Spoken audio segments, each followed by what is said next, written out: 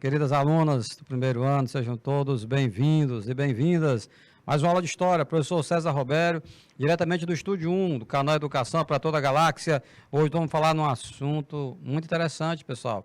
Vamos falar sobre coronelismo, patriarcalismo, clientelismo, é uma série de ismos, né, que nós nos deparamos no estudo da história, tá certo? Mas é preciso identificar as características que são específicas de cada um desses conceitos e também aquilo que é comum a todos eles, tá legal?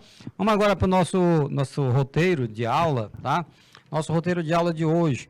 O que é que vamos trabalhar no objeto de conhecimento? Vamos trabalhar aí com o patriarcalismo, né? O patriarcalismo, o coronelismo e o clientelismo. É semelhante quanto à grafia e quanto à pronúncia, mas tem a sua diferença em relação ao significado, tá bom? Tudo isso na formação da sociedade brasileira, né? Populismo, clientelismo, instituições político-partidárias, o assistencialismo e a cidadania negada. Governos populistas na América Latina e no Brasil. Quais são nossos objetivos? Caracterizar o autoritarismo como sendo intrínseco ao paternalismo e ao populismo, e que atrelados a eles estão outros mecanismos de poder, como o patriarcalismo, o coronelismo, o mandonismo, o clientelismo e o caudilismo. Tá legal? Então nós vamos destrinchar isso aqui tudo hoje, né? Vamos detalhar, vamos dissecar esses conceitos, tá certo? De tal maneira que haja compreensão, que haja entendimento.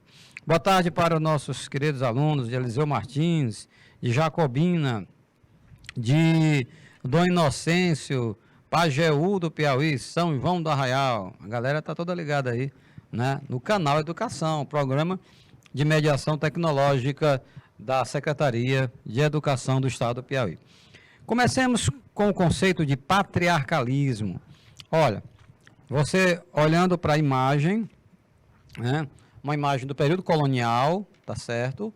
Onde nós vemos um senhor saindo de casa em direção à rua, mas vejam que há toda uma simbologia nessa saída de casa aí, viu, galera?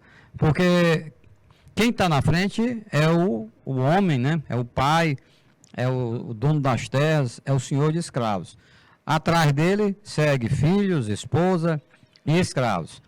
Então, para aquela época, não teria lógica, não teria sentido esse senhor que vai bem na frente se ele fosse lá ali atrás. Já pensou? Um escravo na frente? Uma mulher na frente? Não. Para a mentalidade colonial, machista, patriarcal, né? O homem, o patriarca, ele vai na frente, né? Ele quem conduz esse cortejo. Isso aí hoje em dia é bobagem, né? Hoje em dia quando o pessoal sai de casa, não tem esse negócio de um vai na frente, outro vem atrás, né? Essa fileirinha. Mas isso é coisa de 300, 400 anos atrás, né, pessoal? Mas, de qualquer maneira, serve para que nós entendamos o conceito de patriarcalismo, tá bom? Pela etimologia, você já percebeu logo, né?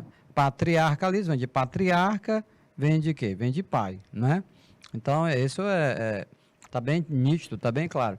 Então, patriarcalismo, o poder centralizado nas mãos do patriarca, que é o dono da terra e é o dono dos escravos, né? O dono dos escravos, tá? Boa tarde para Lindaura Moraes, para Regiliane Santos da Silva, boa tarde, né? Uma abençoada tarde para todos nós, né? Vamos lá, o conceito de patriarcalismo, né? Então, o poder está centralizado, viu, galera? Nós estamos falando aqui de poder, né? Nós estamos falando de poder, então veja que o poder, ele está centralizado na pessoa dele, do patriarca. Quem é esse cara? Ele é o dono das terras e dono dos escravos, né? Ele personificava a lei e a regra, e por meio de mecanismo de coerção, ele mantinha-se no poder, né?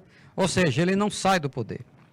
Porque depois que esse cara morrer, um filho dele, o filho mais velho, né, vai assumir as funções dele. E aí, repete toda essa estrutura de poder, de dominação. Tá legal? As meninas, filhas desse senhor, uma vez esposas de outros senhores, vai reproduzir também todo esse formato, esse perfil, né, de uma sociedade patriarcal. As mulheres ficavam resignadas, né, nessa época. Elas, até para falar num local assim público, elas aguardavam uma autorização, né, do seu esposo, do seu pai, ou então do irmão mais velho, tá? Sociedade patriarcal, e que tem a ver com o poder. Aí você veja nesse slide a origem do poder desse cara, né? A origem do poder dele. A origem do poder dele é o poder econômico, a origem pelo poder da tradição, né? O poder dos valores da sociedade da época. Tá? Quem ousasse transgredir, né, discordar desse modelo patriarcal, aí já começava a sofrer questionamentos, críticas, né? O lance era repetir, era seguir. Não, sempre foi assim, sempre será, e toca para frente, né? Então, vejam vocês que alguns comportamentos, alguns valores que nós temos hoje, pleno século XXI, mas eles vinham sendo elaborados, né, há muito tempo atrás, há séculos. Isso vem desde o período colonial, como é, por exemplo, esse conceito de patriarcalismo. Mais uma outra imagem do período colonial e o que vemos, né? Nós vemos um casal, vamos imaginar que seja um fazendeiro com a sua esposa, cercado de escravos, né? Uma escrava está ali abanando, né, o casal, um outro escravo está ali em pé ao lado do fazendeiro, como que aguardasse alguma ordem, uma espécie de mordomo, né? E as crianças escravas ali no chão, próximos à mesa, esperando a benevolência, né, de quem está almoçando. Não é difícil você imaginar que os melhores alimentos vinham para esta mesa, que é a mesa do dono da fazenda, né? Do latifundiário, do patriarca, né? Não é a mesma comida que os escravos na senzala, eles se alimentam, tá certo? E literalmente esperando as migalhas caírem da mesa, né? Porque veja que a mulher ainda teve aí uma sensibilidade, a esposa do fazendeiro está dando algum alimento ali para aquela criança, tá bom? Mas veja que são os papéis da sociedade naquela época, mas que reforça esse conceito de patriarcalismo que nós estamos comentando na aula de hoje. Tá legal? Vamos ao texto. O latifúndio se bastava a si mesmo, ele era autossuficiente, ou seja, quem tinha terra tinha tudo naquela época, não é? O poder se resumia em hectares de terra, né? Quanto mais terra, mais poder. Quanto menos terra, menos poder. Se não tem terra nenhuma, não tem poder nenhum, tá certo? Então, a figura do patriarca, ele despontava como o chefe maior. O cara era o dono das terras, era o dono dos escravos e tinha um sobrenome poderoso numa época em que as pessoas se identificavam pela família. Estou falando aqui, estou me lembrando, até os mais idosos aqui no interior do Nordeste, quando eles veem uma pessoa, um jovem, eles não perguntam o que aquela pessoa faz, não. Muitas vezes perguntam, é filho de quem? Né? Não é verdade, né? Porque pela família, pelos pais, ele já se localiza. Ah, sei quem é, família tal. Então, isso é uma herança do período colonial, pessoal. Né? Nos grandes centros urbanos, ninguém quer saber de quem ninguém é filho, não, né? Quer saber o que a pessoa faz, se ela está fazendo alguma coisa, não é verdade? Mas numa cidade média, cidade pequena, e sobretudo no interior do Nordeste, que é a realidade que nós conhecemos mais, a referência para algumas pessoas mais idosas é a família. Mas é porque eles vêm de um tempo em que o sobrenome pesava, né? Algumas famílias tinham privilégios, algumas famílias eram importantes na cidade, ou mesmo até no estado. Voltemos ao texto. Todos os agregados, veja bem, não é só uma questão de filho, não. Todos os agregados escravos que estivessem circunscritos numa determinada propriedade, morou naquela terra ali daquele cara, bem como todos os outros indivíduos da família, como filhos, por exemplo, deviam obediência a este senhor de terras. E sua autoridade era legitimada pelo leque de fatores, como privatismo, respeito de sua figura de chefe familiar e pela dependência econômica. Então, alguns vão obedecer cegamente. Aliás, como vocês estão vendo, está aí na sua tela, eram várias as razões que fazia com que as pessoas obedecessem cegamente o fazendeiro, né, o latifundiário. Fosse porque ele era o pai, fosse porque ele era o esposo, fosse porque ele era o dono da propriedade, o dono das fazendas. Não, aliás, e muitas vezes não tinha só uma, não, eram várias fazendas, né? Eram várias fazendas. Ou então porque depende dele economicamente, né? O cara contrata para fazer alguma coisa, ele presta serviço, ele vende alguma coisa para o fazendeiro. Então, veja que eu vou comparar aqui com o sistema planetário, o sistema solar, não tem um Sol, e ao redor do Sol orbitam os outros planetas, né?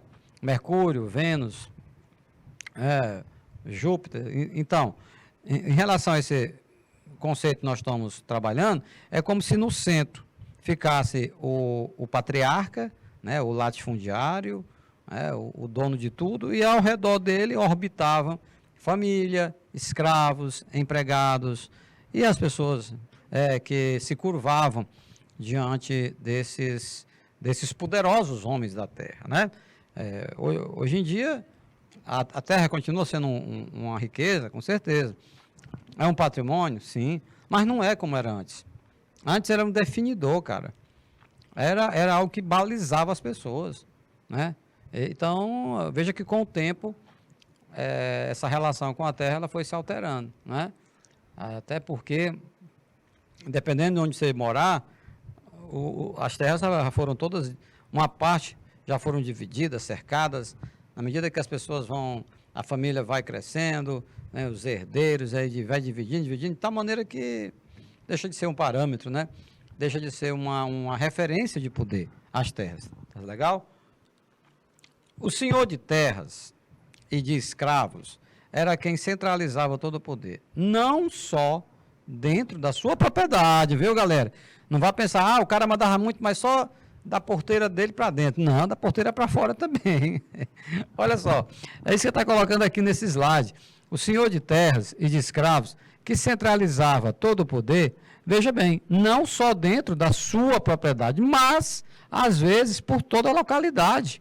E a sua vontade era a vontade de todos. Suas ordens eram acatadas por todos, passando além da cerca, meu irmão. Além da cerca da sua fazenda, demonstrando de tal modo o que se tem como subordinação pessoal. Tá legal? Tá entendido? Ó, veja bem, não vai pensar, o coronel fulano de tal, o fazendeiro fulano de tal, não, ele só tem muito poder na propriedade dele. Não, não somente. Além das cercas da propriedade dele, ele era respeitado pela comunidade, respeitado por todos, né, e temido. Porque tinha o respeito e tinha o temor, né? O temor porque alguns desses fazendeiros, né, patriarcas, né, uma sociedade patriarcal, tinham jagunços a seu serviço, homens armados que faziam alguns serviços lá, nada recomendado aos olhos de hoje, né? Pressionar pessoas, de torturar, às vezes até matar mesmo.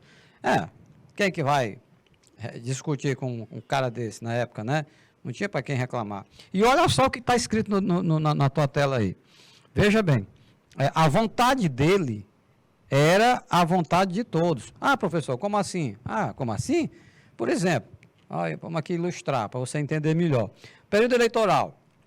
Período eleitoral, os caras que moravam na fazenda, né, um coronel desses aí, que nós estamos comentando, ele não era da cabeça dele, eu estou com vontade de votar em fulano e tal. Não, peraí. Vai ter que votar no candidato do patrão, né, do dono das terras, porque é a vontade dele que prevalece. Você está entendendo?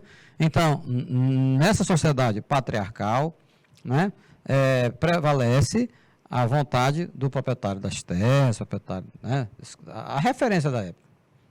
Né, a referência da época. Bom, então, vamos lá. Veja vocês que a situação ela vai se consolidando ao longo da história, né? Mas isso que eu estou falando, né, é uma realidade muito típica, ainda prevalece no interior do Nordeste. O Brasil é um país enorme, né? Então que tem regiões mais desenvolvidas, regiões que são mais dinâmicas, que não e acabaram evoluindo nesse sentido, né? Olha outra imagem de uma saidinha de um happy hour aí da turma da época, né? Vai o patriarca na frente, né? O pai, atrás vai o quê? Filhos, aí vem a esposa, talvez uma mucama da esposa, escravos lá atrás. Tem um escravo lá atrás que está até segurando tipo uma sombrinha, né? O guarda-chuva para proteger, né? Proteger aí a família poderosa de fazendeiros. Mas ele vai na frente, o cara. Ele nem vai no meio, nem vai atrás. Ele vai na frente. Ele quem conduz. Isso tem uma simbologia. Quando alguém via essa criatura passando aí pela rua, né? Não, lá vai um caba rico, né? Lá vai um poderoso. Então, vamos lá. Caracterizava-se o patriarcalismo, que na figura do patriarca, chefe da família, personificava a lei e a regra, e ao mesmo tempo tutelava a vida de seus agregados, funcionários, escravos, enfim, da sua família.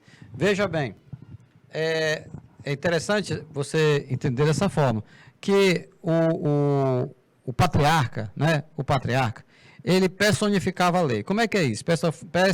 Personificava a lei. Ele era a lei. Ah, professor, isso não existe. Não, não existe hoje. Mas naquele tempo, sim. Né? Então, as pessoas não tinham para quem reclamar. Né? Porque o patriarca, ele incorporava a própria lei. Ele definia a lei. Né? Então, isso era algo, entre aspas, natural para aquela época. Né? As pessoas não questionavam, elas aceitavam. Lógico que com o tempo, essa situação ela vai sendo alterada. Né? Mas veja que essa outra palavra que tutelava, essa expressão, tutelava a vida, ela é muito emblemática em relação a esse período. Porque, de fato, era o que acontecia. Esses caras tinham tanto poder que tutelavam a vida. Eles quem decidiam pelos outros. Decidiam por todos. Ah, nós vamos por aqui, pronto, me acompanhe, não pergunte para onde é que nós estamos indo, não. Você está entendendo? Então, não se falava, portanto, em liberdade de expressão, não se falava em autonomia das pessoas, em escolher o que fazer, o que dizer, o que seguir, em quem votar. Não, absolutamente, nada. Gente, a palavra poder, ela está associada a todos esses conceitos que nós vamos trabalhar nessa aula de hoje. Patriarcalismo, clientelismo, populismo, tá legal? Ela permeia todos esses conceitos, porque nós estamos tratando de formas de manifestação do poder, como vocês estão vendo aí, né? Numa sociedade patriarcal, como é que o poder ele se manifesta, tá certo? Mesmo os indivíduos que prestavam serviços, serviços importantes à fazenda, como escoamento da produção, eram também influenciados por este poder. Tá legal? Por este poder. Não tanto pelas dependências, mais características de outros casos, mas sim pela troca de favores que havia entre eles e os senhores de terra. Ah, professor, como assim troca de favores? Bom, ele está se referindo aí, não é se é um prestador de serviço, é um cara que vai lá e faz algum serviço lá na marcenaria, faz algum serviço na estrada, faz algum serviço na cerca, e depois vai embora. Ele é um indivíduo prestador que prestava um serviço. Ele não é um escravo, ele não está ali 24 horas no dia, a semana, o ano todo. Não, vai lá e presta. Mesmo essa galera que não é da família, que não é escravo, você está entendendo? Mas, por prestar serviço e por querer continuar prestando esses serviços, né, para esses fazendeiros, patriarcas, eles também se enquadravam no sentido de aceitar alguma determinação do fazendeiro, tá bom? Então, veja que são troca de favores. É tipo assim, o coronel, o fazendeiro dizia, se disponibilizava para ajudar em algo, em contrapartida ele vai cobrar isso. Lá na frente ele vai cobrar. Principalmente no período eleitoral, né? Que ele cobra bonito, lembra os favores que já fez e tal. Fala assim, troca de favores. Então, se o coronel se dispusesse, essa pessoa que foi lá, o marceneiro, foi consertar umas portas e tal, vai ganhar a grana dele, não vai trabalhar, ele é profissional, não vai trabalhar de graça. Mas aí, eis que ele recebe a notícia que o filho está doente, o marceneiro, precisa levar à cidade, urgente. Levar como? O cara não conhece nenhum médico quando chega lá. Nesse contexto, né, o fazendeiro, o patriarca, ele se dispõe a ajudar o filho do marceneiro, né, que precisa ir ao médico e leva para o médico mesmo, às vezes até compra remédio e tudo. Ou seja, prestou um baita de um favor. A obrigação não tinha de ir, porque não era filho dele, do coronel, né, mas levou. Então, esse favor o coronel vai saber cobrar no momento oportuno, sobretudo na época da eleição. Olha essa imagem, uma imagem clássica, né? Um casal, você está vendo aí a figura do patriarca, ele não está sentado, não. É bom aprender a analisar as imagens, ele está em pé. Em pé é uma postura de poder, né? De comando. Quem está sentado é a mulher, né? Quem está sentado é a mulher. Né? Olha a postura altiva, né, do senhor, tá certo? No fundo, você está vendo um quadro com o presidente, o Marechal Floriano Peixoto.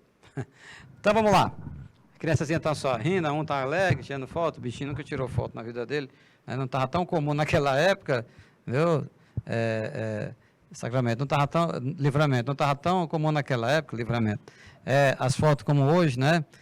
Que o celular corra mais simples, né? Mas naquela... As pessoas se arrumavam, Livramento. Se arrumar para tirar foto, botar um perfume para sair cheiroso na foto, né?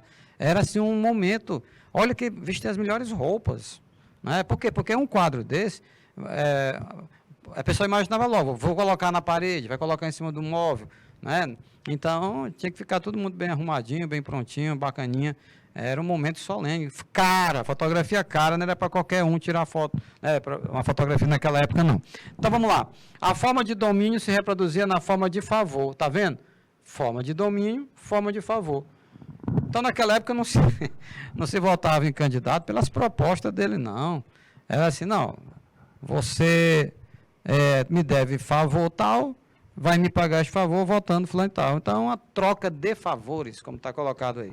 Essa relação mais tarde seria levada para o controle eleitoral, uma vez que a lealdade ao patriarca deveria ser expressa no apoio a seus candidatos, ou então a sua própria candidatura, se o coronel resolvesse ele mesmo ser o candidato. Olha só, a lealdade. A palavra lealdade, galera, tá entre aspas, né?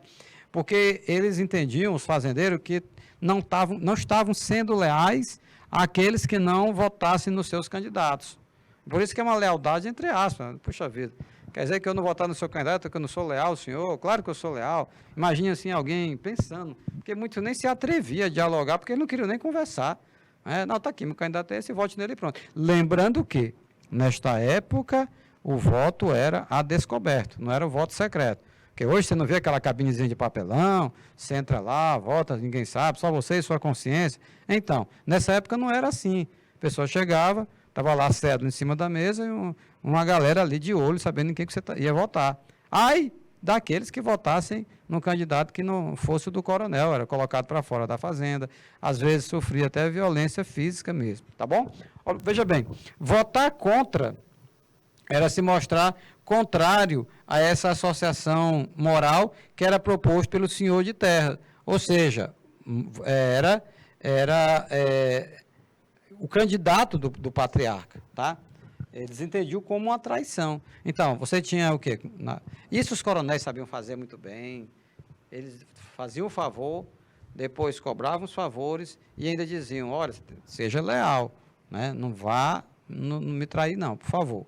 Então, hoje em dia, veja bem, nós estamos ministrando essa aula no Nordeste, né, aqui no Piauí, mas assim, o Brasil muito grande, cada realidade é distinta, né, de cada estado. Algumas regiões são mais desenvolvidas, ainda não tem ainda as sequelas desse período. Aqui no Nordeste ainda é muito comum, tá bom? Tem a ver com a questão da alfabetização, acesso à informação, a dependência das pessoas, dependência econômica mesmo. Aí a pessoa acaba se sujeitando, como se diz assim popularmente, né, a seguir algum desses coronéis de hoje, coronéis modernos. Olha aí a imagem, rapaz, dessa fotografia, esse aí, senhor de barba, braços cruzados, é o único que está com os braços cruzados, bota, no meu entendimento, desses quatro, esse é o que melhor representa, encarna, assim, né, o perfil do coronel, todos armados, só andavam armados, né? O coronelismo é um fenômeno da política brasileira ocorrido durante a Primeira República. Galera, essa Primeira República, assim chamada, é aquele período que vai da proclamação, ou a partir do governo Prudente de Moraes, e vai até a Revolução de 30, quando Getúlio Vargas chega ao poder, não é?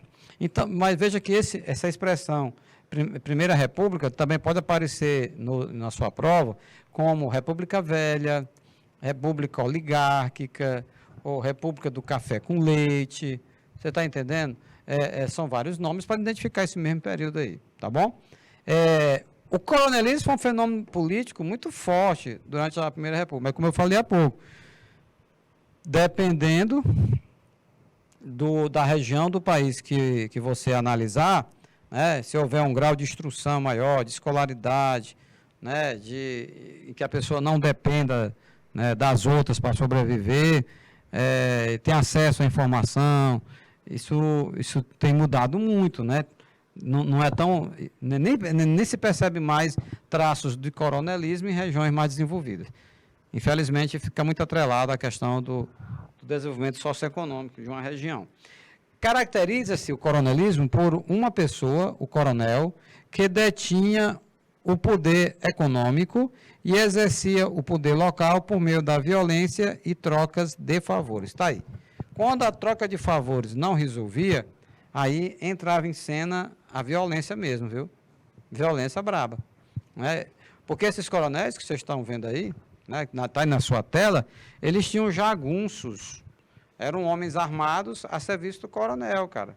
Então, de início, o fazendeiro vai alegar favores, né? Vai alegar favores que ele já fez, né, para aquela criatura, e vai esperar que haja uma retribuição. Não funcionando essa conversinha, né, de favores, aí entrava em cena o jagunço, com a violência, às vezes expulsando o morador da terra, às vezes mesmo agredindo, enfim. E o voto é descoberto, como eu já falei há pouco.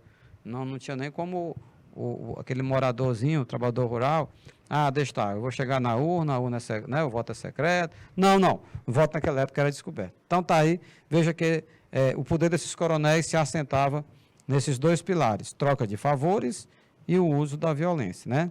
E também o poder que eles tinham, como já falei há pouco. Às vezes uma criatura dessa, um coronel desse, o poder dele é articulado com toda a sua família, né? Não se resume a ele. Deixa eu dar aqui um alô especial para Paz Landim, para Pajeú do Piauí, Santa Luz, São João do Arraial, Eliseu Martins, Jacobina do Piauí, tá? Beleza, cara, beleza mesmo, vamos lá, vamos em frente. Olha essa outra imagem, uma reunião de 3 coronéis, botas, zona lá no joelho, né, chapéu, né? E olha que aquele dali olhou para a câmera e não olhou com boa cara não, viu? Olhou assim meio zangadão. O que esse cara quer tirando foto? Então, a palavra coronelismo é, na realidade, um abrasileiramento da patente coronel da Guarda Nacional. Eita, professor, para tudo aí. Patente de coronel da Guarda Nacional? Que Guarda Nacional é essa? Guarda Nacional? Deixa eu lembrar para você. Guarda Nacional foi criado durante o período regencial pelo padre Feijó. Naquela época, o Exército Brasileiro estava muito ainda desarticulado, né? Não tinha um grau de organização que desse para dar conta, né, do enfrentamento dos movimentos regenciais, né? Lembra que a período regencial, como está colocado na sua tela, ele vai de 1831, com a abdicação de Dom Pedro I, inicia o regencial, e vai até 1840. Foi quando houve o golpe liberal da maioridade. O golpe liberal da maioridade, tá bom? Aqui é 1840. O período regencial durou, portanto, 9 anos, né? Então, ele foi criado para reprimir os movimentos, a Guarda Nacional, ela foi criada para reprimir os movimentos regenciais, tá certo? Balaiada, cabanagem, farrapos, malês. E também porque os fazendeiros, esses coronéis, aproveitaram essa situação para criarem grupos armados, milícias, né? Grupos armados que ficavam sob as suas ordens. né? De repente, uma Guarda Nacional dessa, que foi criada para reprimir os movimentos regenciais, né? Para impedir que o Brasil perdesse território, que a preocupação grande era essa, né? E, de repente, essas Guardas Nacionais estão a serviço de quem, meu povo? A serviço dos coronéis, né? A serviço dos fazendeiros. Na sequência, como o Império do Brasil encontrava sem um exército forte e centralizado, o governo apela para os dirigentes locais a fim de constituir milícias regionais e assim combater as rebeliões que aconteciam no país. Olha, outro detalhe interessante, pessoal, com essa história de Guarda Nacional. Havia o quê? Havia um temor de que aqueles soldados do Exército de origem popular não iriam se empenhar tanto para enfrentar aqueles movimentos que tinham também composição popular, tá certo? Opa, olha aqui no nosso chat, Luana Maria. Hoje vota secreto, o povo não sabe usufruir disso, andam brigando uns com os outros sem necessidade. Muito bem, Luana. Não há necessidade mesmo, não. É da democracia, a pessoa vai lá e vota e ponto, vida que segue, né? Muito bem, perfeito. Ok, mas é bom lembrar, né, Luana, que foi uma conquista da sociedade brasileira, que nem sempre foi assim, que o voto antes era descoberto, aí é só se você se contextualiza historicamente, né? Bom, olha aí uma reunião deles. Aí não tem gente do povo aí não, né? Reunião de coronéis. Nesse momento foram colocados à venda pelos militares como patentes, veja bem, patente de tenente-coronel, patente capitão, major e da Guarda Nacional. Rapaz, olha, Luana, Regiliane, Lindauer estão conectados na aula e muitos outros. Veja bem, o Exército, os membros do Exército ficavam irritados demais com essa história de Guarda Nacional. Por quê? Porque o cara que entrava no Exército, ele tinha que ralar muito para chegar a tenente-coronel, capitão, major. E aí, era assim, eram degraus, né? Na hierarquia. Iam recebendo promoções. Aí chega um bacana de um fazendeiro e compra. Vai lá na Guarda Nacional, me dá aí. Quanto é que custa? A patente coronel, tantos contos de réis. Pois está aqui o dinheiro, me dá a patente. Aí entregava um papel para ele, um diploma, bonitão, bem feito, né, caligrafia bacana, beleza. A Guarda Nacional, reconhecendo a patente, né, de coronel, por exemplo, né, para aquele fazendeiro. Rapaz, um coronel do Exército mesmo, ficava indignado naquela criatura, em relação àquela criatura, também ser chamado, aquele fazendeiro, né? Também ser chamado de coronel, do mesmo jeito que chamavam ele de coronel. Só que ele seguiu a carreira militar, ele galgou essas patentes, né? Umas com tempo, outras pelos feitos, né? Pela participação em alguma batalha, coisa do gênero, né? Então veja que daí a origem desse conceito coronelismo, né, remonta à República Velha, né, em que aqueles fazendeiros compravam, e era caro, viu? E era caro, compravam aí as patentes de coronel. Tá legal? Na sequência, aos olhos da população local, ser coronel era equivalente a ter um título nobiliárquico, né? A ter um título nobiliárquico e passou a legitimar muitas das ações dos chefes locais, tá? Legitimar, por quê? Porque aí o cara dizia logo, não, quem tomou essa decisão foi o coronel, fulano de tal. Então, ao dizer que alguém era coronel, acabava encerrando a conversa, legitimando aquela decisão, tá certo? Vejo que é um conflito muito grande, porque um coronel desse, né, que inclusive tinha milícias a seu dispor, ele não obedece leis, não obedece juiz, esse homem não obedece ninguém não, né? Ele se confiava muito no poder econômico dele, tá? No poder da tradição, do sobrenome dele, tá? Então, o coronel, essa figura altamente poderosa.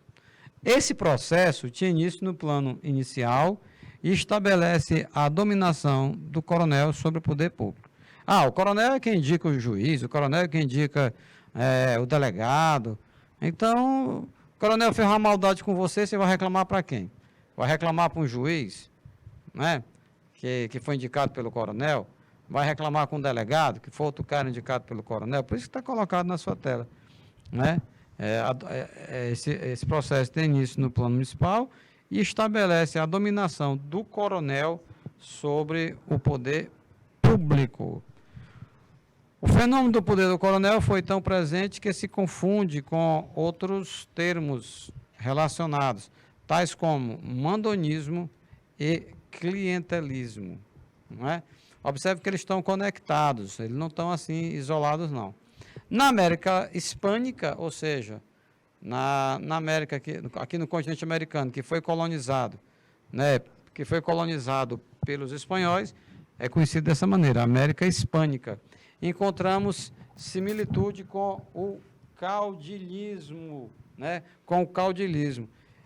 Caudilismo, pessoal, é o nome que se deu, né, para as experiências, os modelos, as referências nessa América Espanhola do coronelismo, né?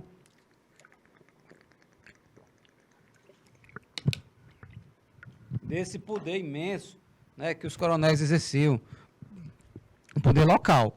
Mas é um poder local, né, que acaba se relacionando com o poder estadual. Por quê?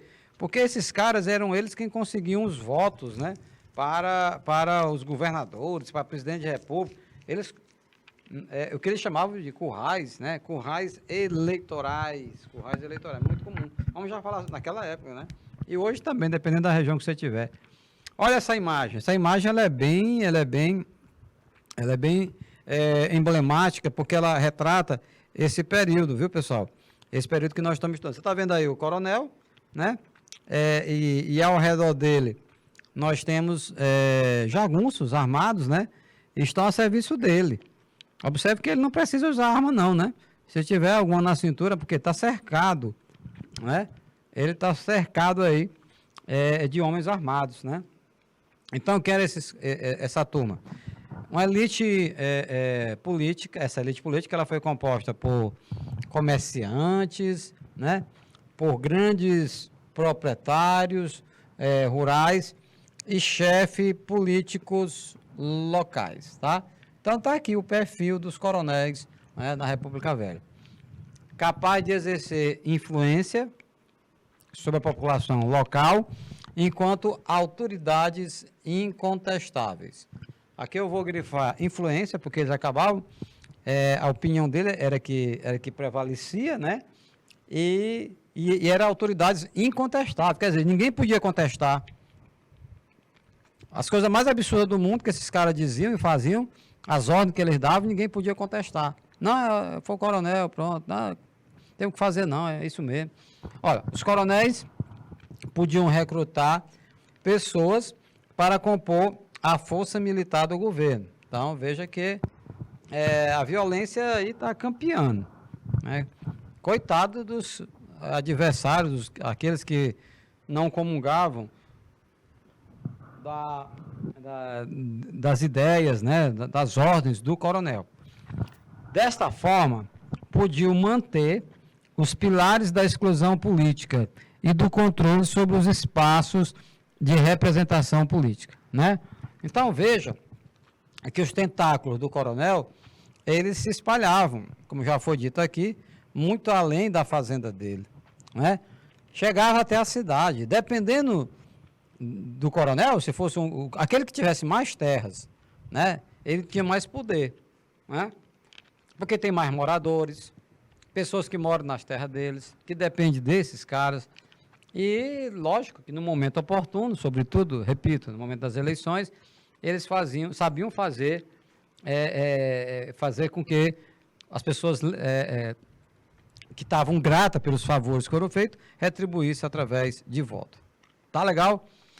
Em nível local, os coronéis empregavam as milícias para reprimir e manter a ordem social, ao mesmo tempo em que preservavam os seus próprios interesses. Pessoal, milícia, né? Tá até muito comentado hoje em dia. Mas o que são?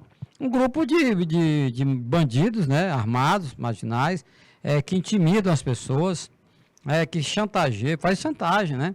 Chantagem mesmo, né? Nos grandes centros urbanos, por exemplo, eles obrigam as pessoas a pagarem uma determinada quantia, sob pena das pessoas sofrerem, né? Sofrerem mesmo. Então, eles intimidam, eles ameaçam. Mas as milícias não são algo assim contemporâneo e recente, não. Milícias, no sentido de pessoas que agem remuneradamente, alguns, né? Através do uso da violência, eles não têm um reconhecimento por parte do poder público, eles agem à margem, né, da sociedade, tá certo? E os coronéis têm esses caras ao seu redor. Eles patrocinavam a festa do santo local, os festejos, né? E aí os católicos vão ficar muito gratos ao coronel, ao próprio padre, enfim. Eles eram padrinhos de inúmeras crianças, né, que nascessem em sua terra. Ora, padrinho, os coronéis até conversando entre eles chegavam a essa disputa, quem era deles que tinha mais afilhados. Olha só, Luana. Então, quanto mais afilhada a criatura tinha, era sinal que ele tinha mais prestígio, mais poder, as pessoas consideravam ele, respeitavam, né? E tudo criava uma situação artificial. Aquela pessoa simples, humilde, procurava um coronel, né, para dar o filho para ser afilhado, né? E muitas vezes, galera, tinha aquela questão mais de saírem comentando, meu coronel fulano tá meu compadre, é padrinho do meu filho. Como se criasse uma relação próxima, né, entre eles, né? E, no entanto, o coronel, o fazendeiro, tá nem aí para aquela criatura. Acredito eu que não se lembrava nem do nome dos afilhados. Tanto pela quantidade, quanto porque não dava a mesma importância a isso, né? Era um afilhado a mais. Estabelecia uma relação de dependência e temor com os empregados, chamados clientelismo. Essa relação é chamada de clientelismo. Olha, gente, eu falei aqui um comentário. Esse clientelismo que está na sua tela não tem nada a ver com o nosso ato de sermos clientes numa loja. Eu sou cliente da loja tal, faz tempo que eu compro lá. Aqui, entenda, clientelismo, da forma como está resumidamente colocado nesse terceiro parágrafo, né? É uma relação de dependência e temor com os empregados. Chamamos isso de clientelismo. Relação de temor, né? E de dependência. Tá certo? Temor porque o coronel é violento, né? O coronel, se ele não mata, mas manda matar. Por que não? Né? Ninguém nunca vai saber quem foi, né? Dependendo da forma como isso acontecer, tá? Então, a situação, o característico. Olha essa imagem, olha essa charge. Está escrito lá em cima, as próximas eleições de Cabresto. Quem é essa senhora? Aqui está escrito soberania. Está usando um gorro frígido que é da época é uma alusão à Revolução Francesa. Vamos entender que a dona República, né, está perguntando aí ao senhor, que é um político, né? Olha aí, político, e aqui é o eleitor. Tá legal? E ela pergunta, ela com 2 L's, é o português arcaico, né? Século passado. Ela pergunta, é o Zé Besta? Aí ele, não, é o Zé Burro. Não tem graça nenhuma nisso. Mas na época, né, há 100 anos atrás, eu acredito que algumas pessoas davam gargalhada. Isso aí, pelo amor de Deus, é uma falta de respeito com o eleitor. Até porque, gente, olha só esses termos. Veja bem, currais eleitorais, voto de cabresto, rapaz. Você está falando de curral, você está falando de cabresto, está falando de animal, né? Não. Você não bota seres humanos no curral, né? Você não bota um cabresto num ser humano. Mas essas expressões, elas foram muito utilizadas naquela época. Rosário Alves, boa tarde, minha amiga. Seja bem-vinda. Viu? Então, é interessante lembrar também, viu, Rosário? Luana, Lindaura, Regiliane e todos vocês que estão acompanhando. São João do Arraial, Santa Luz, Floriano, Colônia do Gurgué. Veja bem, esse início da República, algo do século passado, lembrem que a maioria da população brasileira estava morando na zona rural. Né? De cada 100 brasileiros, 80, algo em torno de 80 na zona rural, e só 20 está na zona urbana. Tá? As pessoas não viam muito sentido em vir para a cidade. Lógico, com o tempo, a cidade vai manifestando mais atrativos. Tem que ir para a cidade porque tem um banco, tem que ir na cidade porque lá tem um hospital, tem que ir na cidade porque lá tem uma escola para o menino estudar, tem que ir para a cidade porque lá tem um emprego. E essas coisas todas que eu falei não tem na zona rural, não. Não é? Não tem. Se tem, é muito limitado, muito precário. Então, meus queridos, naquela época, a maioria dos brasileiros moravam no campo. Então, essa cultura rural, ela era muito forte, sobretudo nesses termos aí. Olha só, curral eleitoral.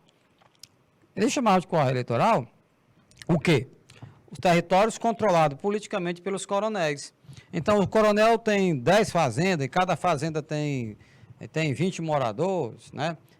Olha só, dá 200 votos, né? 10 vezes 20, 200. Então, veja que ele exercia esse controle, o coronel, é o chamado controle político, né? Algo que hoje, totalmente em desuso. Antigamente, nessa época, o político chegava, falava só com o pai, né? O dono lá da casa, e ele tratava de garantir logo o voto de esposa, de filho. Hoje não está mais assim, não. Cada um vai para um lado, vai para outro. Mas nessa época é diferente. Nós estamos falando aqui de 100 anos atrás, né? Então eu chamava curral eleitoral. Expressão muito grosseira, não é verdade? Curral eleitoral. Mas era o que se usava naquela época. E comparando, né? Comparando o eleitor a um animal, né? Como está aí essa charge tirada de uma revista da época. Então, qualquer um que se negasse a votar no candidato do coronel poderia sofrer violência física e infelizmente até morrer, né? Os jagunços entravam em ação.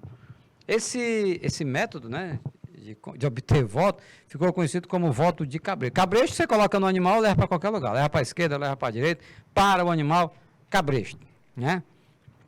E aí o curral, você já entendeu, é uma localidade, pode ser uma região ali ao redor da fazenda, pode ser uma cidade, pode ser um bairro, né? Era o chamado curral eleitoral. Eita situação. E o Brasil, é um país republicano, na época, está iniciando. Vamos lá, vamos em frente, consegue chegar nas questões. Olha aí, o cara chega com a chapa, né? Colocar no dente, o cara tá banguela, e ele já votando, recebendo a chapa e botando o voto. Clientelismo. Olha o conceito. Se caracteriza como uma forma de relação entre diferentes atores políticos envolvendo concessão de empregos. Quais são as palavras-chave? Quais são as palavras-chave em relação a clientelismo? Vamos lá. A concessão, né? O cara que quer obter algo em troca, né? Ele tem a concessão de emprego, arruma um emprego para a pessoa, um benefício público ou fiscal, alguma vantagem econômica, alguma obra, algum donativo. Agora, em troca, ele quer apoio político, sendo traduzido, na maior parte das vezes, em voto para si ou seus aliados. Então, tá aí. Então, são favores que o coronel, no momento oportuno, ele sabe exigir. Olha essa charge aqui. O coronelzão aí, bigode, espesso, aqui está a urna que ele quer que o cabo vote. O cara quer colocar um voto na outra urna, né? Mas aqui o cabrejo, ele vai puxar, e vai puxar, e vai puxar mesmo. O conceito de clientelismo é muito utilizado no estudo e ensino de história do Brasil, associado ao conceito de coronelismo. Está vendo? Tem alguns conceitos que têm suas particularidades, mas eles devem ser utilizados de forma associada a outros. Então, clientelismo, ele se associa ao conceito de coronelismo, né? Coronelismo, tá bom? Nesse período que ficou conhecido como República Velha. Já disse para vocês, né? Lá no início da aula, né? República Velha pode aparecer na sua prova. Primeiro, que período é esse? Vamos lá. Vai de Prudente de Moraes até o Washington Luiz. Então, a partir do Getúlio Vargas, aí já não é mais considerada República Velha, período da era Vargas, né? Mas na prova pode constar as expressões República Velha, República Oligárquica, República dos Coronéis, República do Café com Leite, ou então Primeira República, tá legal? Eu digo, está colocado na sua tela, que esses fenômenos, né, políticos, e coronelismo, clientelismo, é algo que está associado à República Velha, mas eu vou ter que repetir. Dependendo do lugar do Brasil onde você morar, né, essa situação pode ser mais enfática ou menos enfática, ou mesmo nem existir. Né? Isso vai depender, repito, do grau de desenvolvimento econômico, do grau de acesso à informação, de escolaridade, né, do grau de dependência ou independência das pessoas em relação ao poder público, tudo isso pesa, né, para que isso seja visualizado. E aí, com essa frase do José Murilo Carvalho, a gente encerra, né, essa parte teórica, antes de ir para as questões, quando ele diz o seguinte: quando se fala em coronelismo no meio urbano, estão, na verdade, se referindo, né, ao conceito de clientelismo. Ele diz que no meio urbano é clientelismo, coronelismo é meio rural. Pois enquanto o primeiro, ou seja, o coronelismo, ocorreu no fim do século XIX, início do século XX, principalmente da região do interior. E as relações clientelistas, essa no meio urbano, não no meio rural, no meio urbano, ao longo do século XX e XXI, dispensam a intermediação da figura do coronel. A intermediação, gente, olha só, essa palavra aqui, intermediação, é uma palavra-chave. Porque é o seguinte, o candidato, ele muitas vezes nem ia até aquela cidade, aquele interior. Ele apenas mantinha contato com o coronel, tratava com o coronel quem intermediava os votos, né?